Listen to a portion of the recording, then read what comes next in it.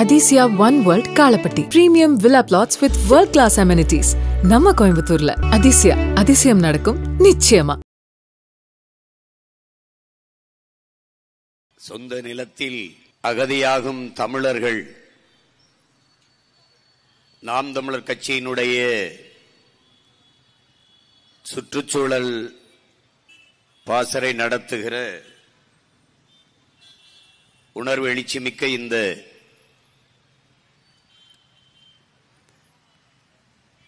பொதுக்கூட்டத்திற்கு வருகை தந்து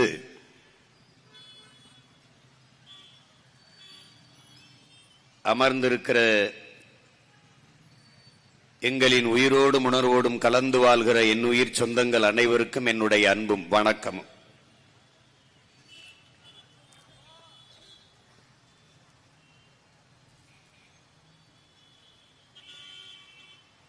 வாழ்விடத்தை இழந்து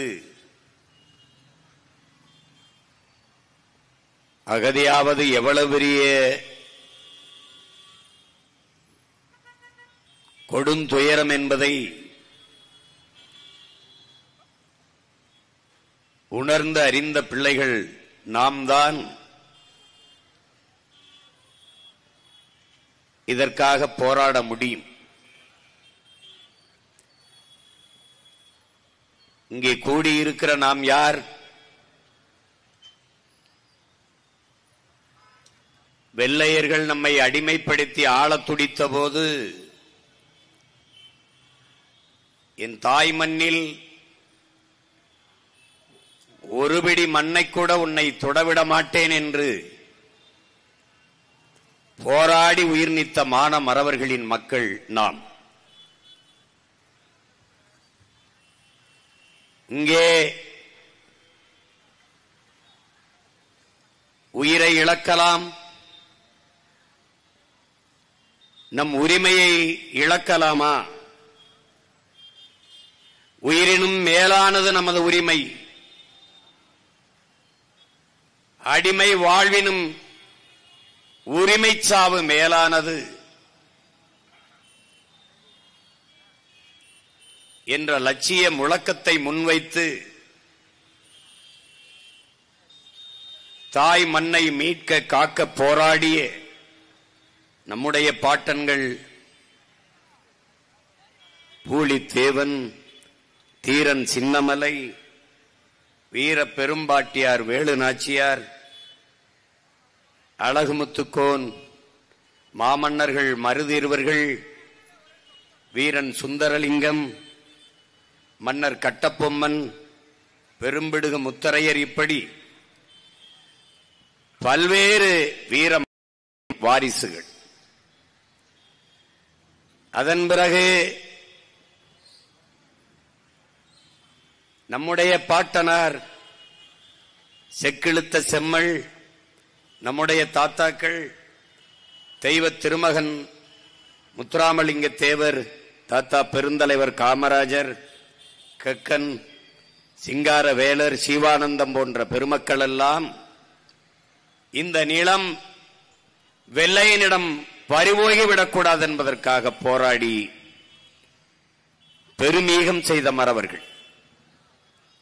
அவர்களுடைய பிள்ளைகள், வழி வழியே வந்த அவர்களின் வாரிசுகள், அவர்களின் இரத்த சொந்தங்கள் இன்று அதே தாய் நிலம் ஆட்சி அதிகாரத்தில் இருக்கிற கொள்ளையர்களிடத்திலே என் தாய் நிலம் போய்விடக்கூடாது என்பதற்காக போராடி கொண்டிருக்கிறோம். வெள்ளையனை எதிர்த்து போரிட்டது, போராடியது போர் என்றால், இன்றைய ஆட்சியாளர்கள் அதிகாரத்தில் இருக்கிற கொள்ளையர்களை எதிர்த்து நாம் போராடுவதும் போர்தான் என்பதை என்னரும் தமிழ் தம்பிதங்கைகள் புரிந்து கொள்ள வேண்டும். இங்கே தெற்காசிய முழுமைக்கும் பரவி வாழ்ந்த ஒரு இனத்தின் பிள்ளைகள், இந்திய துணைக்கண்டம் முழுமைக்கும் பரவி வாழ்ந்த தமிழ் பேரினத்தின் மக்கள், தமிழ்நாடு என்கிற சிறிய நிலப்பரப்பிற்குள் காலடியில் குறுகி அடங்கி இந்த நிலத்தையும் கண்முன்னே பறிகொடுத்துக் கொண்டிருக்கிற பரிதாப நிலைக்கு தள்ளப்பட்டிருக்கிறோம். இதற்கு காரணம் வேறு யாரும் அல்ல. எந்த அதிகாரம் நம் அன்னை நிலத்தை நம்மிடத்தில் இருந்து பறித்து முதலாளிகளுக்கு கையளிக்கிறார்களோ அவர்களுக்கே தொடர்ச்சியாக வாக்களித்து அதிகாரத்தை கொடுத்த நாம் தான் பெரும் குற்றவாளிகள். இங்கே பேசிய என் தம்பி தங்கைகள் எல்லாம் தெளிவாக எடுத்து விளக்கினார்கள். அரை மணி நேரத்திற்கு குறையாத காணொளி ஆவணப்படம் வேறு உங்களுக்கு திரையிட்டு காட்டப்பட்டது. எப்படி ஒவ்வொரு இடத்திலும் இவ்வளவுதான் பிரச்சனை என்று கருதி விடாதீர்கள். நேரமில்லை சொல்வதற்கு. நம்முடைய கவிப்பேரரசு வைரமுத்தவர்கள் சொத்தை பிரிவதல்ல சோகம், சொந்தங்களை பிரிவதும் அல்ல சோகம், தான் பிறந்த மண்ணை பிரிவதுதான் உலகத்தில் மிகப்பெரிய சோகம் என்று பதிவு செய்கிறார்.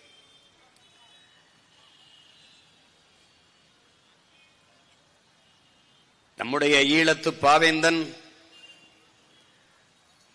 அண்ணன் ரத்தினதுரை அவர்கள், புதுவை ரத்தினதுரை அவர்கள், என் அன்பான மக்களே, உங்கள் தாய் நிலத்தை நீங்கள் பேரன்பு கொண்டு காதலியுங்கள். உங்களை பெற்ற தாயோ உங்களை 10 மாதம்தான் சுமக்கிறாள். ஆனால் இந்த பூமி தாயோ உங்கள் வாழ்நாளின் கடைசி நொடி வரை சுமக்கிறாள்.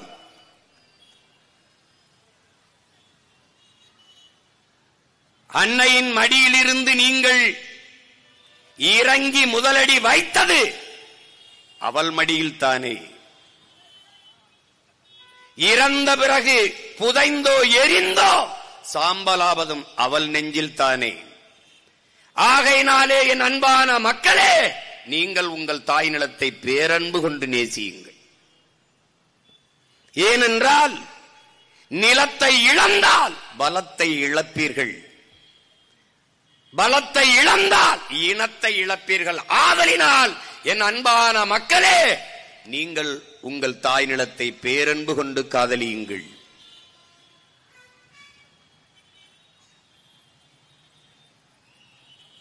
உன் இடத்தினை உறுதி செய். இது என் இடம், இது என் நிலம் என்பதை உறுதி செய்.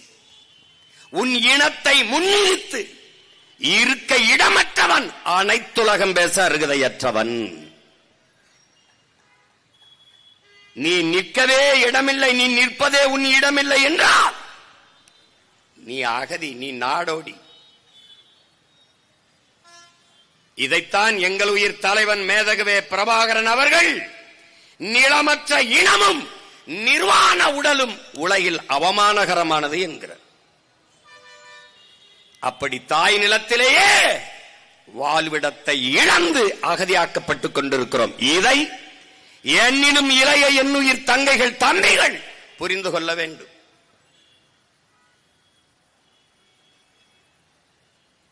ஓட்டை குறிவைப்பவன் நாட்டை பற்றி கவலைப்பட மாட்டான். மக்களின் வாக்கை குறிவைப்பவன் அவர்களின் வாழ்க்கையை பற்றி கவலைப்பட மாட்டான். திரும்ப திரும்ப உங்கள் பிள்ளைகள் பதிவு செய்கிறோம், நாங்கள் உங்களின் ஓட்டுக்கானவர்கள் அல்ல, இந்த நாட்டுக்கானவர்கள் என்பதை அறிவார்ந்த தமிழ் சமூக மக்கள் புரிந்து கொள்ள வேண்டும். நாங்கள் உங்களின் வாக்குக்கானவர்கள் அல்ல, வருங்கால தலைமுறை பிள்ளைகளின் வாழ்க்கைக்கானவர்கள் என்பதை என்னரும் தமிழ் சொந்தங்கள் புரிந்து கொள்ள வேண்டும். இங்கே வளர்ச்சி என்ற சொல், வேலை வாய்ப்பு என்ற சொல் திரும்ப திரும்ப உங்கள் காதுகளிலே கேட்டுக்கொண்டே இருக்கும். டெவலப், எம்ப்ளாய்மெண்ட், இது போன்ற வார்த்தைகள் திரும்ப திரும்ப உங்கள் காதுகளில் விழும். ஆனால் எது வளர்ச்சி என்று கேட்டால் எவரிடத்திலும் இருந்து பதில் வராது. என்னரும் தமிழ் சொந்தங்களே, என்னிலும் இளைய என்னுயிர் தம்பி தங்கைகளே, இந்த நாடு தனிப்பெரும் முதலாளிகளின் வளர்ச்சியை ஒட்டுமொத்த தேசத்தின் வளர்ச்சி என்று கட்டமைக்கிறது. வெறும் அற்ப ஒரு 500,000 முதலாளிகள் வாழ்வதற்கு மொத்த நாட்டு குடிகளையும் நாசம் செய்கிறது.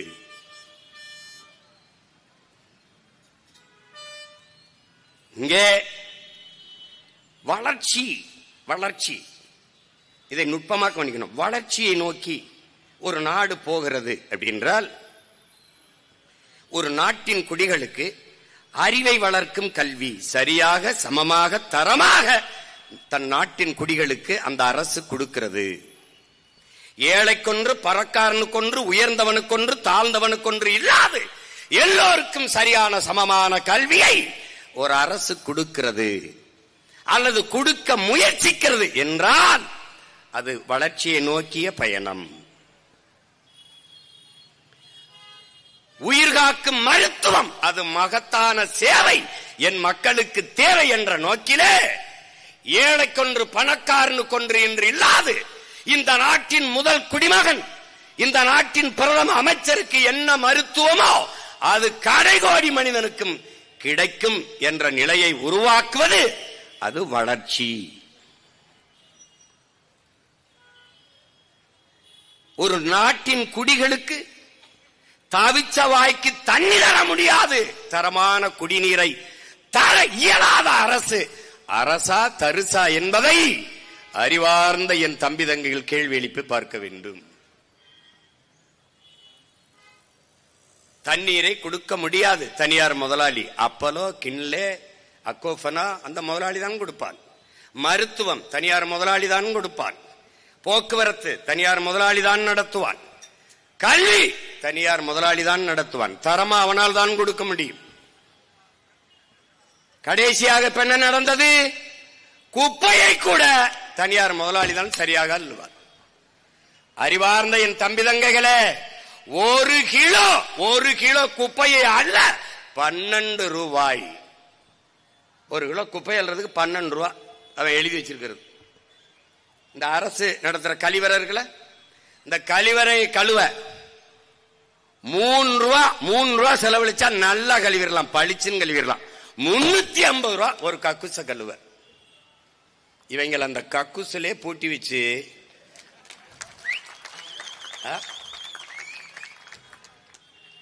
கக்குசு கழுவுறதுல களவாங்கிற பயில்கிட்ட போய் நீ ஓட்ட போட்டு நாட்டை கொடுத்தீங்கன்னா நாடு கக்குசா தானடா நாரும். குப்பையை கூட ஒழுங்கா அள்ள தெரியாதவன்ட்ட நாட்டை கொடுத்தா நாடு குப்பை மேடா தானடா மாறும். எது வளர்ச்சி? எது வளர்ச்சி? கொரோனா நேரத்திலே நாட்டின் நிதியமைச்சர் அம்மையார் நிர்மலா சீதாராமன் 80 கோடி ஏழைகளுக்கு 5 கிலோ அரிசி 2 கிலோ பருப்பு கொடுத்தோங்கிறாங்க. 80 கோடி ஏழைகள். வளர்ச்சி. தொலைக்காட்சியை நீ திருப்ப முடியாது. தொண்டு நிறுவனங்கள் இந்த குழந்தை பேர் குஷி, இவள் பூஞ்ச நோய்பட்டு கிடக்கிறாள், ஒட்டிய வயிறும் பஞ்சடைஞ்ச கண்ணும் வாடிய முகமுமாக குழந்தைகள் சவண்டு துவண்டு விழுவார்கள். ஏன்? உணவில்லை. சில்ட்ரன்ஸ் வெல்ஃபேர் ஃபண்ட் என்று குழந்தைகள் நல நிதி என்று பல ஆயிரம் கோடியை இந்த நாடு ஒதுக்குகிறது. ஏன் அந்த குழந்தைகளுக்கு உணவில்லை? அப்போ ஏன்? உங்கள் குழந்தைகளைப் போல ஊட்டமாக உணவு சாப்பிட உங்கள் வருமானத்தில் இருந்து ஒரு 500 ரூபாயை கொடுத்து உதவுங்கள் என்று தனியார் தொண்டு நிறுவனங்கள் கையேந்துறது என்றால் அரசு என்ன செய்து கொண்டிருக்கிறது? நாட்டின் எதிர்காலம் என்பது இந்த பிஞ்சுகள் தானே, இந்த இளம் தளிர்கள் தானே. அவர்களுக்கே உணவில்லை என்றால் எது வளர்ச்சி? எது வளர்ச்சி? வளர்ச்சி என்றால் எது? எதை நோக்கிய வளர்ச்சி? யாருக்கான வளர்ச்சி? யாருக்கான வளர்ச்சி? உலகத்திலே மிகப்பெரிய பணக்காரர் அதானி இருக்கிற நாட்டில்தான் 28 விழுக்காட்டு மக்கள் இரவு உணவில்லாமல் தூங்கச் செல்கிறார்கள். உடன் பிறந்தானே, இது வளர்ச்சி. பசியோடு என் நாட்டு குடிகள் படுக்கச் செல்ல மாட்டார்கள். பசியோடு என் தேசத்தின் பிள்ளைகள் பச்சிளங்குழந்தைகள் படுக்கச் செல்ல மாட்டார்கள் என்ற உறுதியை இந்த ஆட்சியாளர்கள் தர முடியுமா? தந்து இருக்கார்களா? பிறகு எது வளர்ச்சி? எது வளர்ச்சி? விரைந்து செல்ல சாலை 4 வழி 8 வழி, அதிலே பயணிக்க 1.5 கோடி 2 கோடி 80 லட்சம் 90 லட்சத்திற்கு மகிழ் உந்துகள் கார், மலையை நொறுக்கி மாளிகை மலையை கற்களாக்கி சாலை, ரோடு, விரைந்து செல்ல விரைந்து செல்ல, சாலையிலே போகும்போது பளபளக்கும் கண்ணாடிகளிலே உயர்ந்த மாளிகைகள். அந்த கட்டடத்திற்கு பின்னே போனால் இடிந்த குடிசை, பலாயிரக்கணக்கான பாவப்பட்ட மக்கள், பட்டினியும் பசியுமாக ஒட்டிய வயிறும் கிழிஞ்ச துணியும் பஞ்சரஞ்ச தலையுமாக பல கோடிக்கணக்கான மக்கள். எது வளர்ச்சி? எது வளர்ச்சி? 8 வழிச்சாலை போடும்போது இவர்கள் சொன்ன காரணம் என்ன? விரைந்து சேலத்திலிருந்து சென்னைக்கு, சீக்கிரம் சென்னைக்கு போயிடலாம். சீக்கிரம் சென்னைக்கு போய் சினிமா பாப்பா, சீரியல் பாப்பா, வேற என்ன புடுங்குவ? என்ன புடுங்குவ? சீக்கிரம் சீக்கிரம். எங்கடா போறிய? சீக்கிரம் எங்க போற? பெட்ரோல் செலவு குறையும், சீக்கிரம் போயிடலாம். கார்ல போறவனை பற்றியே கவலைப்படுகிற என் நாடு, கார்ல போறவனுக்கு சோறும் நீரும் கொடுக்கிற உழவர் குடியை பற்றி ஏன் கவலைப்படவில்லை? அதான் கேள்வி. எது வளர்ச்சி?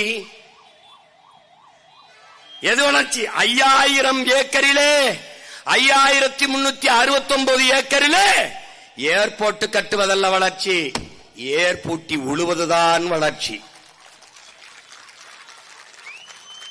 பசி இல்லாத நாடு. அடிமை இந்தியாவிலே இளைய புரட்சியாளன் பகத்சிங் முன்வைத்த முழக்கம், பாலுக்கு அழாத குழந்தை, கல்விக்கு ஏங்காத மாணவன், வேலைக்கு அலையாத இளைஞன், இதுதான் என் கனவு இந்தியா. அடிமை இந்தியாவிலே அவன் முன்வைத்த முழக்கம் இன்று வரை தேவைப்படுகிறது என்றால், விடுதலை பெற்று 79 ஆண்டுகளிலே நடந்தது என்ன? இந்த ஆட்சியாளர்கள் சாதித்தது என்ன? என்ன?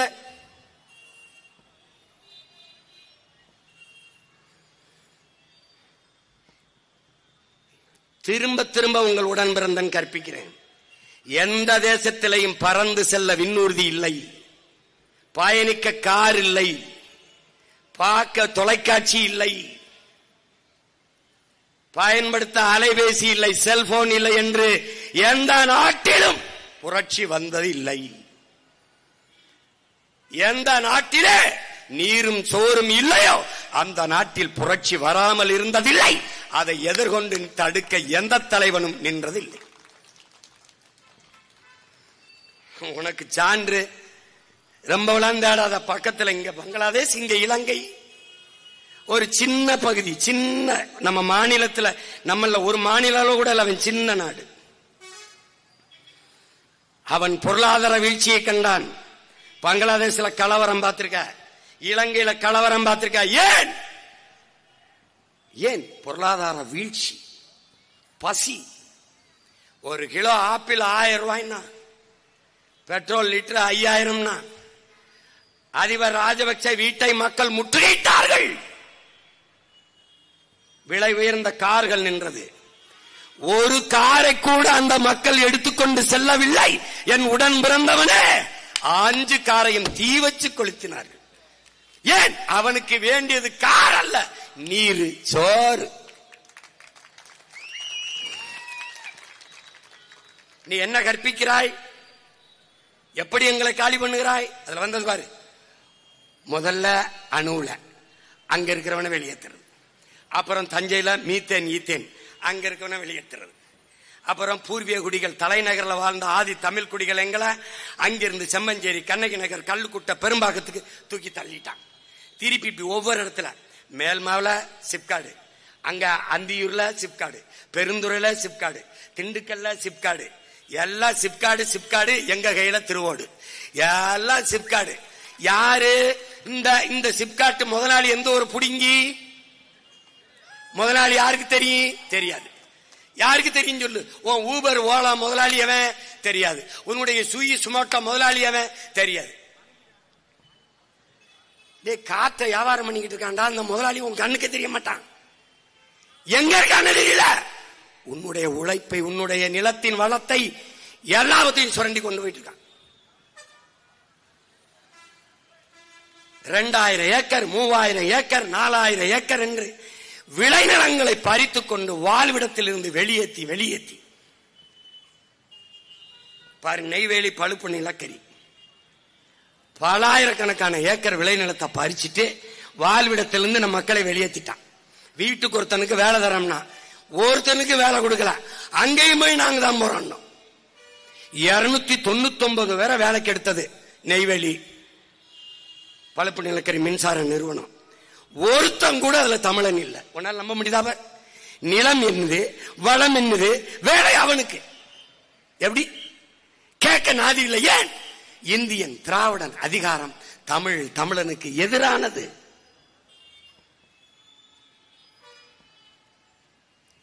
எந்த இடத்துல ஒன்று வச்சிருக்கான்? கடலூர்ல சிப்காட் இருக்கு, சைமா இருக்கு.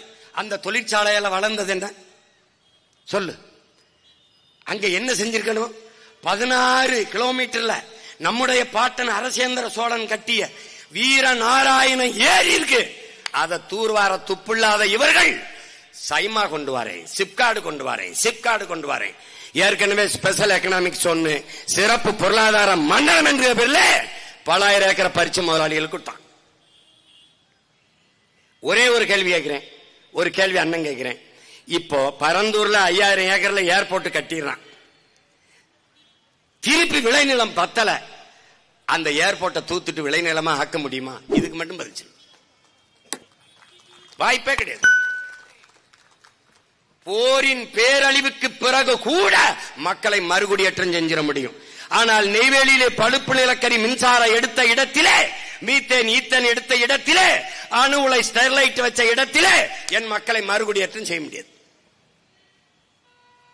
அப்ப சொந்த நிலத்திலேயே நான் நிலத்தை இழந்து அகதியாக்கப்படுறேன், வாழ்விடத்தை இழந்து ஏதிலியாக அகதியாக வெளியேற்றப்படுறேன், நிலமற்ற கூலியாக்கப்படுறேன்.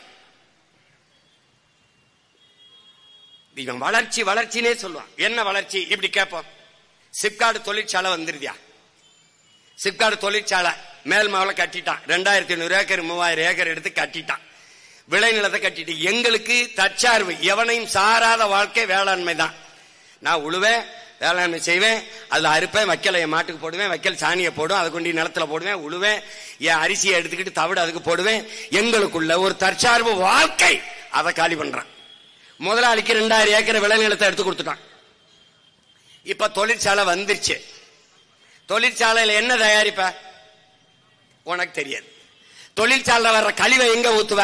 என் நிலத்துல ஊத்துவ, என் குளத்துல ஊத்துவ, ஏரியில் ஊத்துவ, ஆத்துல ஊத்துவ. அந்த தண்ணியை நான் குடிச்சிட்டு சாகணும். எப்படி? பாத்தியில தண்ணி என்ன நேரத்தில் வருதுன்னு? இதே நெடுவாசல் கதிராமங்கலம், இதே தூத்துக்குடியில ஸ்டெர்லைட் இருந்த இடத்துல தண்ணி மஞ்சள் நிறத்துல வந்தது. மண்ணெண்ண மஞ்சள் நிறத்துல சோறை ஆக்கினால் எலுமிச்சஞ்சோறு மாதிரி வரும். நீ வா எண்ணூர் அனல் மின் நிலையத்துக்கு வா, அங்க இருக்கிற உலர் சாம்பல் பாரு. அங்க வாழுகிற மக்கள் காற்றை சுவாசிக்க முடியாது, சாம்பலைத்தான். ஏற்கனவே நீ சுவாசிக்கிறது காற்று இல்லை, கந்தக தூசி. கார் வெளியிடுகிற நச்ச ஆலைகள் வெளியிடுகிற புகையை சுவாசித்துக் கொண்டிருக்கிறார். பிறக்கும் போது குழந்தை புற்றுநோயோட பிறக்கிறது என்றால் தாயின் வயிற்றில் இருந்து வரும்போதே நோயோட வருகிறது. இதுல சிப்காட்ல என்னடா தயாரிப்பான்? Polythene, plastic. பிறந்த குழந்தையின் தொப்புள் கொடியிலே பிளாஸ்டிக் துகள்கள். வேணா இருக்கு வலைவெளியில போட்டு காட்டல, அடுத்த தடவை போட்டு காட்டுறேன். விந்த அணுக்களுக்குள்ளே பிளாஸ்டிக் துகள்கள். நான் சொன்னா பொய் சொல்றேன் அந்த பைத்தியக்கார பைய.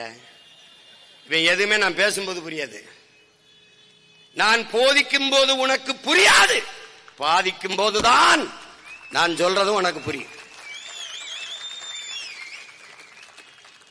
பிளாஸ்டிக் தயாரிப்பான். அந்த கழிவை கொண்டு நம்ம ஆத்துல ஊத்துவான், கிணத்துல ஊத்துவான், குளத்துல ஊத்துவான், குழிய தோண்டி ஆழ்குழாய் கிணறுக்குள்ள பூமிக்குள்ள ஊத்திட்டு போயிடுவான். நிலம் நஞ்சாயிரம், நீர் நஞ்சாயிரம்.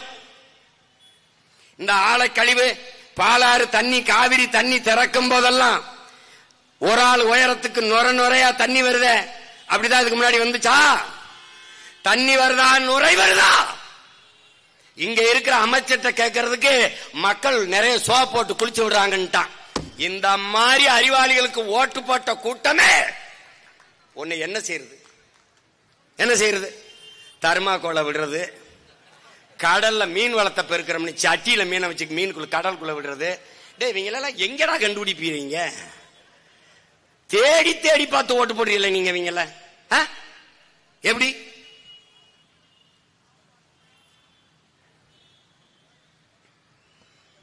இந்த சிப்காடு தொழிற்சாலைகள்ல வர்ற கழிவை இப்ப கர்நாடகால இருந்து ஆந்திரால இருந்து இந்த பாலாற்று தண்ணியை திறக்கும் போது என்ன பண்றான்னா, அந்த ஆலைகள் இருக்கிற கழிவை தேக்கி வச்சுக்கிறான். நமக்கு தண்ணியை திறக்கும் போது அதோட சேர்ந்து திறக்கிறான். அது வரும்போது அப்படியே நுரையா வருது. அப்ப அந்த நுரை என்ன பண்ணுது? அப்படியே போய் எங்க போனாலும் நிலத்தடி நீர்ல அந்த ஆலை கழிவு நஞ்சு போய் படியுது. அதுல விளையிறது நஞ்சா விளையும். அதை சாப்பிட்டா நீ விஷத்தை சாப்பிடுறியா உணவை சாப்பிடுறியா யோசிச்சுக்க. இந்த கரையில ஓடுற நதியில இரு கரையிலையும் மானு, மயில், கொக்கு, குருவி, யானை, காட்டெருமை, சிங்கம், புலி, கரடி, காக்க, கொக்கு எல்லாம் அந்த நீரை தான் குடிக்குது. அப்புறம் அந்த நீர் பூமிக்குள்ள போகுது. அததான் நீ ஆழ்குழாய் கிணறு போட்டு அல்லது கிணறு வெட்டி குடிக்கிற. இப்ப தண்ணி குடிக்கிறியா விஷத்தை குடிக்கிறியா? இப்ப இந்த ஆலை தண்ணி எங்க ஊத்துவான்? அங்கதான் ஊத்துவான். போய் பாரா நொய்யலார என்ன பாடுபடுத்தி வச்சிருக்கான்னு போறான். போய் பாரா வைகையை போய் பாரா. வாடா என் ஊருக்கு வைகைக்கு வாடா, என்னோட வந்து பாரா. ஒண்ணும் கிடையாது உனக்கு, ஒண்ணுமே கிடையாது.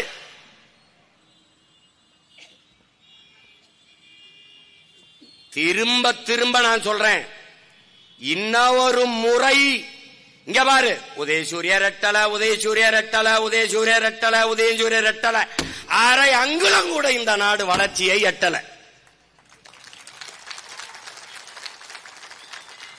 எல்லாம் புரிஞ்சுக்க தம்பி. அங்க மதுரையில் எல்லா ஊர்லயும் டிஃபன் பாக்ஸ் கொடுக்கறான். நான் DMK tiffin box, tiffin box. என் தம்பி ஒருத்த கேட்டான், டிஃபன் இங்க இருக்கு, பாக்ஸ் டிஃபன் பாக்ஸ், டிஃபன் எங்க இருக்கு? எங்க விவசாயிக்கிட்டு இருக்கு. டிஃபன் எங்க இருக்கு? எங்க விவசாயிக்கிட்டு இருக்கு. தம்பி நீ ஏர்போர்ட் கட்டி பறப்பா தம்பி, கொஞ்சம் போவா தம்பி. அந்த பறக்கும் போது பறந்து போகும்போது வயிற்றுல பசிக்கும் தம்பி. தம்பி அதுக்கு சோறு பூமியில இருந்தா போகணும் தம்பி. எப்படி தம்பி? புரிஞ்சுக்கிருச்சா? புரிஞ்சுக்கிருச்சா? நான் சொல்றது உனக்கு வேடிக்கையா இருக்கு. சந்திர மண்டலத்துக்கு சந்திராயனை அனுப்புகிறோம், சந்திர மண்டலத்துக்கு சந்திராயனை அனுப்புங்க ஐயா. சயின்டிஸ்ட் ஐயா, சயின்டிஸ்ட் ஐயா, உங்களுக்கு சாப்பாடு எங்க சம்சாரிதா ஐயா அனுப்பணும்யா. விண்வெளிக்கு விண்கலத்தை ஏறினார்கள். ஸ்ரீஹரி கோட்டாவில இருந்து விண்ணை நோக்கி விரைந்து பாய்ந்தது விண்கலம். விஞ்ஞானிக்கு சோறு எங்க அப்பா விவசாயி தான் ஊத்தணும் ராஜா. சாப்ட்வேர் இண்டஸ்ட்ரியில நம்பினவெல்லாம், மறுபடியும் சொல்றேன், சாப்ட்வேர் இண்டஸ்ட்ரியில வேலைனாலும் சாப்பிட்டு போய் தான் வேலை செய்யணும். இப்ப என் தம்பி அருள் சொல்றான்ல, ஏஐ வந்துருச்சு, நீ அதுவும் போயிடும். வேலைக்கு என்ன பண்ணுவ? இந்த வர்றா இந்த மகன் தான் வரணும் வேலைக்கு, வழியே கிடையாது நீ. அப்ப இந்த தொழிற்சாலையை வச்சு என்ன பண்ணுவ? இந்த தொழிற்சாலை கட்டளைனா வளர்ச்சிக்கு என்ன பண்ணுவ? வேலை வாய்ப்புக்கு என்ன பண்ணுவ? என்கிட்ட கேள், அப்படி கேள். இந்த பார், இப்போ சிப்காடு தொழிற்சாலை, ஹொண்டாய் தொழிற்சாலை, நோக்கியா தொழிற்சாலை, என்ன கிடைக்குது? வேலை. வேலைக்கு என்ன கிடைக்குது? சம்பளம். சம்பளத்தை வச்சு என்ன செய்வ? நல்லா 3 வேலை நல்லா சாப்பிடுவேன்.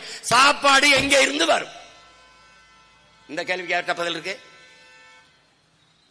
தம்பி பணத்தை சேமிப்ப, லட்ச லட்சமா கோடி கோடியா சேமிப்ப, வங்கியில போட்டு வைப்ப, வங்கி வட்டி தரும், சாப்பிட ரொட்டி தராது. விளங்கிருச்சா? அப்ப என்ன நீ புரிஞ்சுக்கணும், எந்த தொழிற்சாலையும் அரிசி பருப்பை உற்பத்தி செய்யாது, வெள்ளைப்பூண்டு வெங்காயத்தை விளைய வைக்காது, அதை நிலத்தில் இருந்துதான் விளைய வைக்கணும். இந்த அடிப்படை ஆய்வு உனக்கு இருக்கணும்.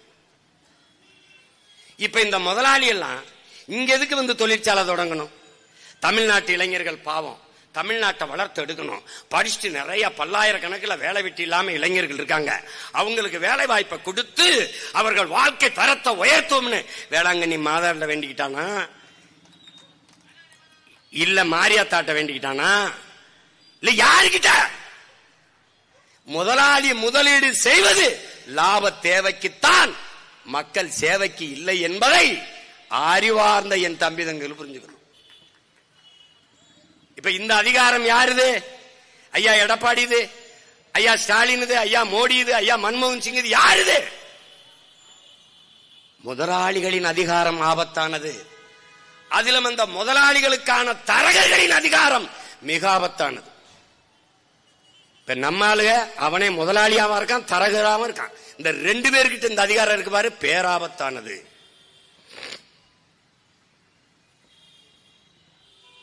இப்ப நீ எப்படி வேலை கொடுப்ப? இப்ப 2000 ஏக்கர் 3000 ஏக்கர்ல மேல் மாவில் எடுக்கிறான்ல, நான் எடுக்க மாட்டேன். என்ன பண்ணுவேன்? அருள் நம்ம ஆளுகளை எல்லாம் கூப்பிடு, இங்க என்ன வரும் 2000 ஏக்கர்ல? அண்ணே அருமையா கரும்பு வரும்னே, கரும்பு போடா. 2000 ஏக்கர்ல கரும்பு எல்லாரும் விளைய வைப்போம். நாங்களே விளைய வச்ச அங்கே தொழிற்சாலை, அங்கேயே தொழிற்சாலை, வேலை வாய்ப்பு. எப்படி? கரும்புல இருந்து எத்தனால் பெட்ரோல், கரும்பு சக்கையில இருந்து சாப்பிடுற தட்டு, கரும்புல இருந்து நாட்டு சக்கரை, கற்கண்டு, வெல்லம் தயாரிக்கிற தொழிற்சாலையை மேல்மா மக்கள் வாழ்கிற இடத்திலே கட்டுவேன். உனக்கு வேலை தானே கேட்ட? வேலை தானே கேட்ட? 4000 ஏக்கர் 2000 ஏக்கர் 3000 ஏக்கர் என்று முதலாளி எவன் தெரியாம நச்சு ஆலைகளை நிறுவனி பறிக்கிற அந்த இடத்திலே ஆடு மாடுகள் வளர்க்கிற பண்ணை, நாட்டு கோழி வளர்க்கிற பண்ணை, மாடுனா மாடு இல்ல, மாடு பால், பால் இருந்து பாலாடை கட்டி, நெய், தயிர், மோர், அப்புறம் சீஸ், இத்தனை தொழிற்சாலைகளா. பைத்தியக்கார பரதேசி, அத்தனை தொழிற்சாலைகளா. இந்த மாதிரி மீத்தேன் எடுக்கிறானா தஞ்சாவூர்ல. இப்ப கடலுக்குள்ள போய் என் தங்கச்சி கார்த்திகா சொன்ன மாதிரி முதல்ல மலையை நொறுக்கிட்டான், மலை சார்ந்த இடத்து குறிஞ்சி அழிச்சிட்டான், அடுத்து காடு காடு முல்லை அழிச்சிட்டான், வயலும் வயல் சார்ந்த இடத்த மீத்தன் நக்கி எடுத்துட்டான். இப்ப கடலும் கடல் சார்ந்த இடத்துக்கு அங்க போய் என்ன பண்றான்? நெய்தல்ல போய் கடலுக்குள்ள மீத்தேன் எடுக்கிறேன். நீ நல்லா ஆத்தாளுக்கு அப்பனுக்கும் பிறந்தவன், எடுத்துடா பாப்பா, எடுத்துருப்பா, எடுத்துரு நீ. ஏய், இந்த முச்சந்தில இருந்து கத்திக்கிட்டு இருக்க சீமானதானே நீ பாக்குற? இந்த இங்க பாரு, 36 லட்சம் 2 மடங்காங்கி 72 லட்சமா ஆச்சு. நீ செத்தாயிடா, நீ செத்தா, நீ நகரவே முடியாது. என்னை கேட்காம நீ கால் எடுத்துக்க முடியாது. நீ கையெழுத்து போடலாமா? நீ என்னை பார்க்கணும். அந்த நிலையை நான் உருவாக்குவேன். அதுக்கு தேவை வேலை செஞ்சுக்கிட்டு இருக்கேன். என் மக்களுக்கு ஒன்னே ஒண்ணுதான்டா, கடைசியா கற்பனை சாமி என்னை காப்பாத்துன்னு. பிரபாகரன் மகன் என்னை விட்டு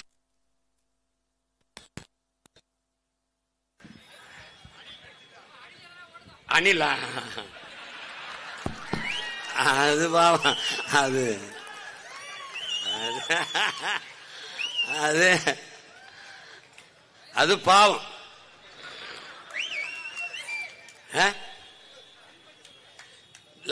அவங்களுக்கும் சேர்த்து அண்ணன் கத்திக்கிட்டு இருக்கு. அவங்க ஓடணும்னாலும் காடு வேணும், மலை வேணும்ல. இப்ப என்னன்னா, இப்ப மீத்தேன் என்ன செய்யறது சீமான்? மக்கிய இலைதலை கழிவு, ஆடு மாட்டு கழிவு, கோழி கழிவு, மனித கழிவுல இருந்து எவ்வளவு வேணாலும் இந்த பயோகேஸ், இந்த உயிர் வழிங்கிற இந்த மீத்தேன் எடுத்துக்கொள்ள முடியும். அப்ப பூமியை தோண்ட வேண்டியதில்லை, கடலை தோண்ட வேண்டியதில்லை, அவ்வளவுதான். இப்ப என்னோட நெய்வேலி பழுப்பு நிலக்கரிய மூடு, காற்றாலைக்கு வா, சூரிய ஒளிக்கு வா, சூழியலுக்கு எந்த கேடும் இல்ல. அதுக்கு விளைநிலத்தை பறிக்காத, பயன்பாட்டுக்கு இல்லாத விளைச்சலுக்கு பயன்பாடு கரட்டு காடுகளை பயன்படுத்து. இப்ப சாலையில் இருக்கிற இந்த டிவைடர் அதுல பூரா போடு, எங்கெங்க விளக்கு கம்பங்கள் இருக்கோ அதுல பூரா போடு, எங்கெங்க அரசு கட்டடங்கள் இருக்கோ மேற்கூரை பூரா சூரிய ஒளி போடு, கழிவறை மேற்கொண்டு போடு, பேருந்து நிலையமா போடு, எல்லா இடத்திலையும் போடு.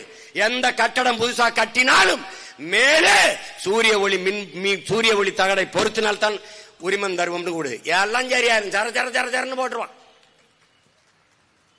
உனக்கு என்ன இருக்கணும்? நோக்கம் இருக்கணும். நீ விளைநிலத்தை 5000 ஏக்கர் 6000 ஏக்கர்னு பறிச்சு அரசு உற்பத்தி செய்யல, தனியாற்ற கொடுக்குது. நெய்வேலி பழுப்பு நிலக்கரி ஆபத்தானது அரசு கிட்ட, ஆணு உலை ஆபத்தானது அரசு கிட்ட, ஆனால் மின்சாரம் ஆபத்தானது அரசு வச்சிருக்கு. ஆனால் எந்த பாதிப்பும் இல்லாத சூரிய ஒளி காற்றாலையை தனியார் முதலாளிகளுக்கு தாரைவார்க்கு. அதுக்கான நிலத்தை அரசை ஆக்கிரமித்து எடுத்துக் கொடுக்கு. நிலம் கையகப்படுத்துகிற சட்டம் பேராபத்தானது. தம்பி அருள் சொன்னான் பாரு, நிலத்தை எடுக்கும் போது போராடுற உரிமை உனக்கு உண்டு, அதை கேட்கறதா கேட்க வேணாம்ங்கிற உரிமை அரசுக்கே உண்டு. இது எப்படிப்பட்ட தீர்ப்பு?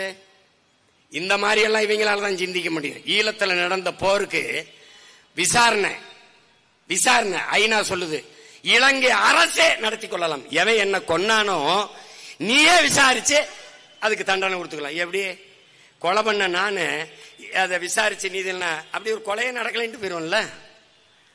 அது மாதிரிதான் இது. இங்கே நிறுவப்படுகிற அதிகாரங்கள் மக்களுக்கானது இல்லை என்பதை என்னரும் தம்பி தங்கைகள், என் உயிர் சொந்தங்கள் புரிந்து கொள்ளணும். இது முதலாளிகளுக்கான அதிகாரங்கள், அவர்களை பாதுகாக்கக்கூடிய அதிகாரங்கள், அவர்கள் பாதை போட்டு கொடுக்கிற அதிகாரங்கள், அவர்களுக்கு பல்லக்கு தூக்குற அதிகாரங்கள், அவர்களுக்கு பரிவட்டம் கட்டுகிற அதிகாரங்கள், அவர்களுக்கு பணிவிடை செய்கிற அதிகாரங்கள். இந்த அதிகாரங்களை தூக்கி வீசாமல் உழைக்கும் பாட்டாளி வர்க்கத்திற்கான அதிகாரம் வராது. அதை புரிஞ்சுக்கணும். வேலை வாய்ப்பை கொடுக்க தொழிற்சாலை பண்ணி கொண்டு வர முடியாது நினைக்காத, வளர்ச்சியை கொண்டு வர முடியும். என்கிட்ட கூட 5 வருஷத்துல வேலை இல்லைங்கிற சொல்லு இருக்காது, பசிங்கிற சொல்லு இருக்காது, வறுமை ஏழ்மைங்கிற சொல்லு இல்லாமல் ஒழித்து காட்டல எனக்கு. அப்ப என்ன செய்யணும்? எல்லாத்திற்கும் மாற்று இருக்கு. மீத்தேனா மாற்று இருக்கு, மின் உற்பத்தியா மாற்று இருக்கு. அதுக்கு ஏன் கடலுக்குள்ளே கட்டுற? இருக்கிற துறைமுகத்திலே வேலை இல்ல. நம்ம பாட்டனார் வாபுசி பேர்லையும் தாத்தா காமராஜ் பேர்லையும் இருக்கிற துறைமுகம் இயற்கை துறைமுகம், அதிலே வேலை நடக்கல. 40 விழுக்காடு தான். எங்கேயும் சரக்கு கப்பல் வந்து தேங்கி நிக்கல, எங்கேயும் சரக்கு இறக்கி ஏற்ற முடியாம தேங்கி நிக்கல. பிறகு அதுக்கு 6117 ஏக்கர்ல அதானி கட்டுகிறார் காட்டுப்பள்ளியில ஏர்போர்ட் துறைமுகம். எது கட்டுறாரு? இப்ப செயற்கை துறைமுகத்தை கட்டும் போது பல லட்சக்கணக்கான டன் கற்களை கொண்டு அந்த கடலுக்குள்ள கொட்டணும். கட்டும்போது கடலின் நீர்மட்டம் உயரும். அந்த ஓரத்திலே இருக்கிற பவளப்பாறைகள், கடலுக்குள்ளே இருக்கிற காடு பவளப்பாறை, அரிதனும் அரிதான இயற்கையின் பெருங்கொடை. அதிலே தான் இறால், பெரிய பெரிய மீன்கள், அது இதெல்லாம் வந்து நண்டு எல்லாம் தங்கி முட்டையிட்டு குஞ்சு பிரிச்சு இனப்பெருக்கத்தை செஞ்சு போகும். அது அலையாத்தி காடுகள். இந்த பவளப்பாறைகளைத்தான் அது பயன்படுத்திக் கொள்ளும் இனப்பெருக்கத்துக்கு. அந்த பவளப்பாறை மேலே இவன் பல லட்சக்கணக்கான டன் கற்களை எங்கிருந்து எடுப்பான்? நம் பூமி தாயின் மாற அறுப்பா. ஏற்கனவே அறுத்துக்கிட்டு இருக்கான், எம் சாண்டு இளவ கூட்டிக்கிட்டு இருக்கான். பல லட்சக்கணக்கான டன் மலைகளை அறுத்து கொண்டே கொட்டுவான். யாருக்கான லாபம்? அதானிங்கிற ஒரு முதலாளிக்காக என் கடலை கூறுபட்டு விற்கிறான். என் தாயின் உடலை கூறுபட்டு வித்தது போல என் கடலை கூறுபட்டு விற்கிறான். அந்த இடத்துக்கு அவன் நுழைய விட மாட்டான். தனியார் முதலாளிக்கு கப்பல் துறைமுகத்தை கொடுத்து விட்டால் அரசு பேர்ல, அரசு இயக்கி கொண்டிருக்கிற தாத்தா வாவு காமராஜ் பேர்லையும் நம் பாட்டன் வாபுசி பேர்லையும் இருக்கிற அரசு துறைமுகங்கள் செயல் இழக்கணும். அங்கே இழப்பு வரணும், அதானிக்கு லாபம் வரணும் என்றால் இந்த 2 துறைமுகத்தை மூடணும். 6 மாசம் கழிச்சு என்ன பண்ணுவான்? அது சரியா இல்லைன்னு மூடுவான். இப்ப இந்த அரசு போக்குவரத்திற்குள்ள பரிந்துரை எல்லாம் தனியாருக்கு தாரைவா இருக்கிறான், தொடர் வேண்டிய தாரைவா இருக்கிறான், விண்ணூர்திய பூரா தாரை வார்த்து கொடுத்துட்டான். அதை போல நம்முடைய இயற்கை துறைமுகத்தை 2ஐயும் மூடிடுவான். அது தொடர்ச்சியா நீங்க கவனிச்சுக்கிட்டே வா. ஒவ்வொரு இடத்துலயும் நம்ம நுட்பமா வெளியேற்றுவான். ஆனால் என்ன சொல்லுவான்? வேலை வாய்ப்பு, வளர்ச்சி, இளைஞர்களுக்கு வேலை வாய்ப்பு, வளர்ச்சி. கிழிச்சா 12,800 பேரு 14,000 பேரு வேலைக்கு ஆசிரியர் தேர்வுக்கு எழுதிட்டு பணி நியமனத்துக்காக காத்திருக்கான். எங்க கொடுத்த? 12,100 பேர் பகுதி நேர ஆசிரியரா வீதியில் நிக்கிறான். எங்க கொடுத்த? பலாயிரக்கணக்கில் குப்பை எழுகிற தூய்மை பொறி பணியாளர்கள் வீதியில் நின்று போறாங்க. எங்க கொடுத்த? கொரோனா நேரத்தில் உயிரை கூட பொருட்படுத்தாம அந்த செவிலியருக்கு அரசு பணி நிரந்தரம் என்று சொன்ன. எங்க கொடுத்த? ஏமாற்று. வேலை வாய்ப்பு யாரு கொடுப்ப? இந்த முதலாளி யாரு? மேல் மாவுல சிப்காட் தொழிற்சாலை ஆரம்பிக்க போற முதலாளி யாரு? அந்தியூர்ல பெருந்துறையில் ஆரம்பிக்க போற முதலாளி யாரு? இப்போ சென்னை மீனம்பாக்கம் விண்ணூர்தி நிலையத்தில் இப்ப நம்ம கேட்போம், கோயம்பேடுல ஒரு பேருந்து நிலையம் இருக்குல்ல, இருந்தது. எந்த பேருந்துல வந்த பயணியாவது இங்க நெருக்கடிகள் அதிகம், எங்களுக்கு வசதி இல்லை, இதைவிட பெரிய பேருந்து நிலையம் வேண்டும் என்று எவனாவது ஒருவன் வீதியில் இறங்கி போறானா? இல்லை. பிறகு எதற்கு 410 கோடி செலவழிச்சு அந்த கிளாம்பாக்கத்தில் போய் கட்டினேன்? இங்க பாரு, சென்னையில் மதுரையில இருந்து எங்க ஊர்ல இருந்து ராமேஸ்வரம் சிவகங்கை மதுரையில இருந்து சென்னைக்கு வர 1500 ரூபாய். இந்த கிளாம்பாக்கத்துல இருந்து சென்னைக்குள்ள வர கிளாம்பாக்கத்துக்கு வர 1500 ரூபாய். இந்த கிளாம்பாக்கத்துல இருந்து சென்னைக்குள்ள போக 1500 ரூபாய். எப்படிப்பட்ட வளர்ச்சி பாத்தியா? இது யாரு கேட்டது? அந்த கோயம்பேட்டில் இருந்த பேருந்து நிலையமே போதும், அது தேவை. அங்க பேருந்து நிலையம் கட்டினது தேவை. அது இருக்கும் போதே 410 கோடியை செலவழிச்சு அதிமுக தொடங்குச்சு, அடிக்கல் நாட்டுச்சு, ஐயா ஸ்டாலின் கட்டி முடிச்சு, அவங்க அப்பா வேற வச்சு அது 100ஆண்டு விழா அப்படின்னு வச்சு அவர் சிலையை வச்சு மேல பார்த்தா உதயசூரியன் சின்னத்தை போட்டு, யாரு அவன் பரம்பரை சொத்தை வச்சுட்டு கட்டின பேருந்து நிலையம்ல அவங்க சின்னத்தை வச்சு மக்கள் காசுல சின்னத்தை போட்டான். நீ என்னத்தை பார்த்த? என்னத்தை பார்த்த சொல்லு. புலம்புவா பொங்கல் வரும்போது ரொம்ப கஷ்டமா இருக்கு, நாங்க இங்க இருந்து ஊருக்கு போக முடியல, ராத்திரி எல்லாம் இருக்கும்னு. தேர்தல் வரும்போது 500 ரூபாய் எங்கிட்டு நீட்டு ஓட்ட இங்கிட்டு போட்டு எங்களை ரோட்ல போட்டு போயிருவேன். எப்படி? யாரு கேட்டதே? கோயம்பேடு பேருந்து நிலையம் தேவை தேவை. ஆனால் கிளாம்பாக்கம் பேருந்து நிலையம் பேராசை. மீனம்பாக்கம் விண்ணூர்தி நிலையம் என்பது தேவை, எசென்சியல், தேவை, அவசியம். ஆனால் பரந்தூரிலே 5369 ஏக்கர்ல விண்ணூர்தி நிலையம் என்பது பேராசை. எழுப்புகிற கேள்விக்கு நீ பதில் சொல்லணும். மீனம்பாக்கம் விண்ணூர்தி நிலையத்தில் இந்த நாட்டில் இருக்கிற எந்த தலைவனை விட அதிகமா பறக்கிறது நான் தான். ஏன்? தினங்கூட்டம்.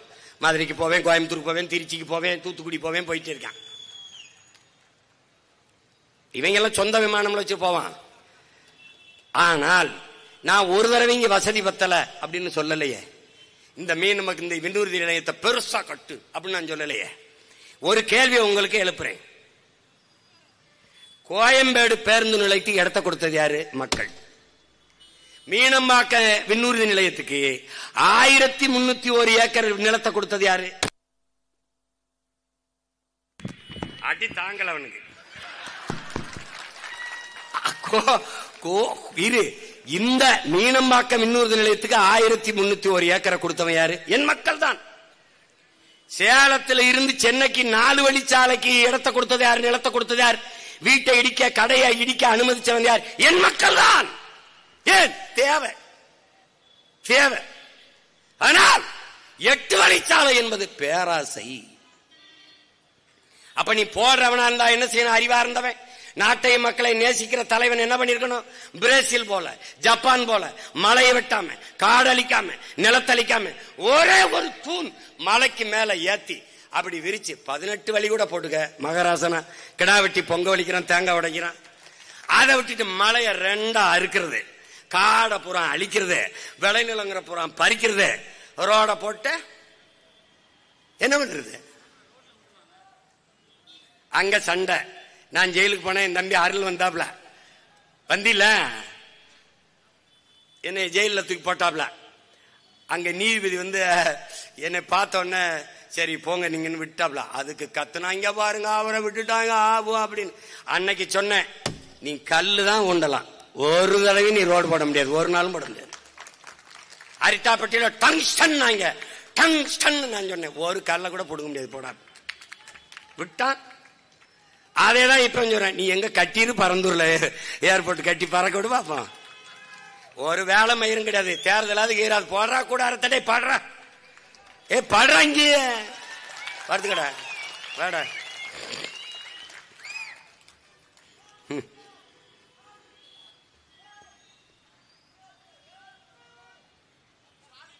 ஸ்டாலின்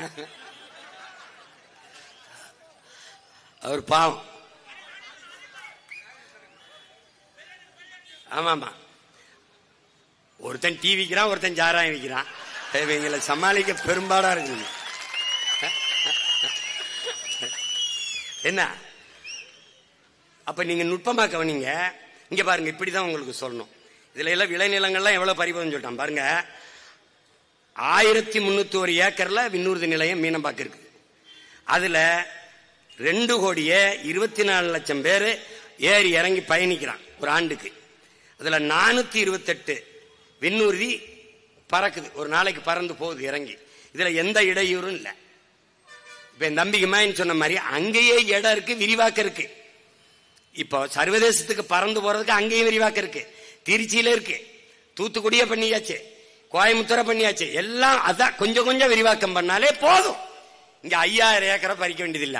அப்படியே நீ தனியா பன்னாட்டுக்கு பறக்கணும்னா நீ சொல்லியிருக்கிய 1972 ஏக்கர் அரசுக்கு சொந்தம்னு அதுல கட்டி பற. இங்க வர மீனம்பாக்கத்துக்கு வர எனக்கு 1 மணி நேரம் என் வீட்டுல இருந்து. அங்கிருந்து பரந்தூருக்கு வர 3 மணி நேரம். சென்னையில இருந்து டெல்லிக்கே பறந்து போயிடலாம். நான் என் வீட்டுல இருந்து இங்க வர 3 மணி நேரம் இருக்கு. இப்ப நான் என்ன பண்ணணும், மீனம்பாக்கத்துக்கு வந்து அங்க ஒரு பிளைட்ட பிடிச்சி பரந்தூர்ல இறங்கி இங்க இருந்து போகணும். கூட யார கூட்டி போகணும், இந்த திராவிட மாடல் 2.0 இந்த டெவலப் பாய்ஸ். வாங்கடா டே, பெட்டியை தூக்குங்கடா, டேய் தண்ணிங்கடா, வாங்கடா கூட கூட்டி. அங்க நியூயார்க்ல லாகுவார்டியாங்கிறதுல 680 ஏக்கர்ல தான் ஏர்போர்ட். 680 ஏக்கர்ல. நல்லா கவனிங்க, சென்னையில் இருக்கிற விண்ணூர்தி நிலையத்திலிருந்து இது பாதிதான், 680 ஏக்கர். 3,35,00,000 பேர் பயணிச்சு போய் இறங்குறான். 967 விண்ணூர்தி பறந்து இறங்கி போகுது. அவன் எந்த நெருக்கடியும் அவன் சொல்லல, ஏன்னா அவனுக்கு நிலத்தின் அருமை தெரியும். ஒவ்வொரு நாடும் பன்னாட்டு விண்ணூர்தி நிலையங்கள் மிக குறைந்த அளவிலே இருக்கு. வாஷிங்டன்ல ரீகன் நேஷனல் விண்ணூர்தி நிலையம்னு இருக்கு. அதுல 861 ஏக்கர்ல தான் அந்த விண்ணூர்தி நிலையம் இருக்கு. 861 ஏக்கர்ல அதுல 2,63,00,000 பேர் ஏறி போய் இறங்குறாங்க. அதுல 812 விமானங்கள் விண்ணூர்திகள் இறங்கி ஏறி பறந்துருது, ஒரு இடையூறும் இல்ல. ஜப்பான்ல புகோகால அங்க இருக்கிற விண்ணூர்தி நிலையத்துல 877 ஏக்கர்ல தான் அந்த விண்ணூர்தி நிலையம் இருக்கு. அங்க 2,68,00,000 பேர் பயணிக்கிறான், எந்த இடையூறு இல்ல. 500 விண்ணூர்தி வானூர்தி ஏறி இறங்கி பறந்துருது, ஒரு ஒண்ணும் கிடையாதுங்க. ஆனால் இவன் 1301 ஏக்கர்ல வச்சுக்கிட்டு 428 விண்ணூர்தி ஏறி இறக்குறது. இதுல இப்ப விண்ணூர்தி நிலையம் பரந்தூர்ல கட்டட்டும், 20,000 கோடி முதலீடுங்கிறாங்க. 26ல 26ல முடிப்பா, 26ல தொடங்கி 28ல முடிப்பேன்னு இருக்காங்க. சரி கட்டட்டும். ஆனால் பறக்க போற வானூர்தி யாருது? இப்ப சென்னை மீனம்பாக்கத்துல பறக்கிறது இண்டிகோங்கிற ஒரு தனியார் முதலாளியோட. ஒரு தடவை நான் தூத்துக்குடிக்கோ மதுரைக்கோ கோவைக்கோ பறக்க 24,000 கட்டணம் வசூலிக்கிறார்.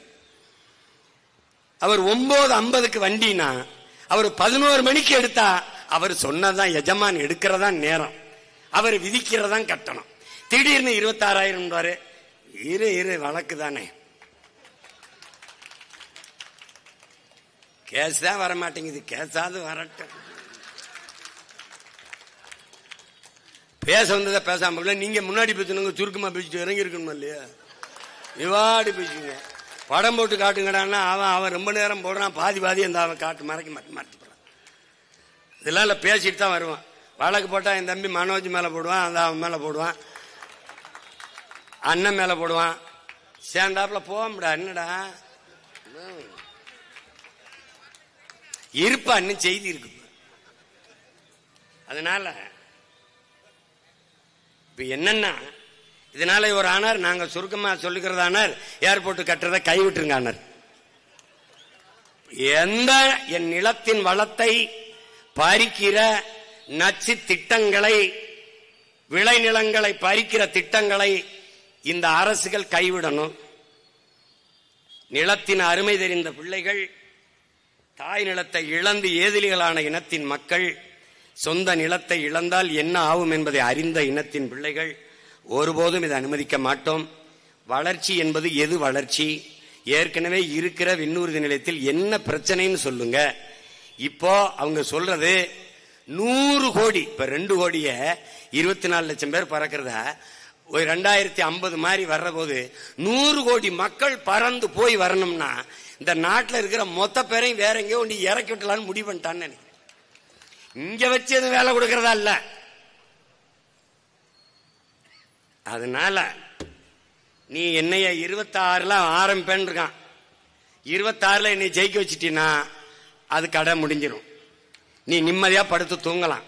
அதுக்கு நீ என்ன பண்ணணும்னா ஒரே ஒரு ஓட்டை விவசாயிக்கு போட்டு வீட்டில் போய் நிம்மதியாரு நாட்டை என்று கொடுத்துரு. தம்பி, பரந்தூருக்கு மட்டும் இல்ல தம்பி, எல்லா ஊருக்கும் தான் இது. அண்ணன் விவசாயத்துல பிரச்சனை என்ன, அண்ணன் மீன் பிடிக்க போல என்ன பிரச்சனை என்ன, அண்ணன் வாத்தியாருக்கு வேலை இல்லைன்னா எதா இருந்தாலும் ஒரே தீர்வு தான். மக்களின் பிரச்சனையை அரசு கையில் எடுக்காத போது அதிகாரத்தை அரசை மக்கள் கையில் எடுப்பதை தவிர வழி இல்லை. அதை புரிஞ்சுக்கிட்டு வேலை செய்யணும். இந்த இப்ப நேரம் இல்லை, இந்த மறுபடியும் மலைகளின் மாநாடு இருக்கு. அப்புறம் 14ஆம் தேதி கோயம்புத்தூர்ல இருக்கு, கோயம்புத்தூர்ல இருக்கு, அங்க கூட்டம் இருக்கு. அப்புறம் கடலம்மா மாநாடு இருக்கு, தண்ணீர் மாநாடு இருக்கு, டிஎன்பிசி மாணவர்கள் எழுதினவனுக்கு போராட்டம் இருக்கு. தின வேலை தான், தின வேலை தான். வண்டியிலே தலையணை எல்லாம் வச்சுக்கிட்டோம், அங்கே அடுப்பு கிடுப்பு வச்சுக்கிட்டோம், அங்கே ரொட்டியை கிட்டியே சுட்டு தின்னுக்கிட்டு போறதுல இங்க என்னப்பா பிரச்சனை, சத்த நிற்பாட்டுப்பா போடுப்பா அப்படின்னு போராடிட்டு இருக்கோம். அது மாதிரி இப்ப என்னரும் சொந்தங்களே, கொஞ்சம் கொஞ்சமா நம்ம விளை நிலங்களை வாழ்விடங்களை இழந்து இழந்து தாய் நிலத்திலே அகதியாக்கப்பட்டு கொண்டிருக்கோம் என்கிற புரிதல் உங்களுக்கு வரணும். இந்த மண்ணிலே காஞ்சிபுரத்திலே என்னுடைய 26 சட்டமன்ற தேர்தலிலே என்னுடைய அன்பு தங்கை பெருமைக்குரிய மகள் நம்முடைய தாத்தா முத்தமிழ் காவலர் கியாபே விஸ்வநாதம் அவர்கள் தமிழுக்கும் தமிழருக்கும் அதன் உரிமைக்கும் இறுதி மூச்சு வரை உழைத்த பேரறிஞர் பெருந்தகை. தமிழ் தேன் சொட்டு மொழியடா, தமிழ் தேன் சொட்டு மொழியடா, படித்தேன், உழைத்தேன், கொடுத்தேன், ரசித்தேன், பார்த்தேன், சிரித்தேன் என்று பேசிக்கொண்டே இருக்கிறார். அப்படி தேன் தேன் தேன் தேன் என்று தேன் சொட்டும் மொழியடா என் தமிழ் என்று மொழிந்த நம்முடைய முதுபெரும் அறிஞன் முத்தமிழ் காவலர் தாத்தா கியாபே விஸ்வநாதன் அவருடைய அன்பு பேத்தி என் தங்கை வெற்றி செல்வி அவர்களை இந்த களத்தில் இந்த நிலத்தில் வேட்பாளராக உங்கள் மகன் நிறுத்துகிறேன். என் அன்பு சொந்தங்களே, என் தங்கை வெற்றி செல்வியை வெற்றி செல்வியாக ஆக்கி சட்டசபைக்குள் நுழைய வையுங்கள். உங்கள் பிரச்சனையை உங்கள் மகன் பேச வேண்டியதில்லை, உங்கள் மகள் என் தங்கை பேசுவாள். அவளுடைய வெற்றி என்பது தமிழ் பேரினத்தின் வெற்றி. நம் தாத்தா கியாபே விஸ்வநாதருக்கு தமிழ் தன்மானமிக்க தமிழ் மக்கள் செலுத்துகிற வெற்றி, அவர்களுக்கு காணிக்கையாக்குற வெற்றி என்பதை கவனத்தில் வையுங்கள். நாம் நிலத்தை இழந்தால் பலத்தை இழப்போம் என்பதை கவனத்தில் வைத்துக் கொண்டு, இது ஒரு சின்ன ஒரு தொடக்கம்தான். தேர்தல் களம் இருக்கிறது, தினம் பல்வேறு மேடைகள் இருக்கிறது. ஒவ்வொரு நாளும் இந்த கருத்தை எடுத்து எடுத்து வைத்து நாம் இதை வலிமை மிக்க ஒரு சிக்கலாக பெரிய பிரச்சனையாக கொண்டு போய் அதிகாரத்தின் கவனத்துக்கு கொண்டு செல்வோம். அப்படி இல்லை என்றால் டங்ஸ்டன் தொழிற்சாலையை கைவிட்டது போல பரந்தூர் நிலையத்தை கைவிடும் வரை உங்கள் மகன் களத்திலே நிற்பேன் என்கிற உறுதியை தருகிறேன். நம் இலக்கு ஒன்றுதான், இனத்தின் விடுதலை. இனம் ஒன்றாவோம், இலக்கை வென்றாவோம். தமிழ்தாய் வாழ்க, தலைவர் பிரபாகரன் வாழ்க. உங்களுடைய 26 சட்டமன்ற தேர்தலின் வேட்பாளர் வெற்றி வேட்பாளர் என் அன்பு தங்கை வெற்றி செல்வி. நம்முடைய சின்னம் விவசாயி. நன்றி, வணக்கம். நாம் தமிழர்.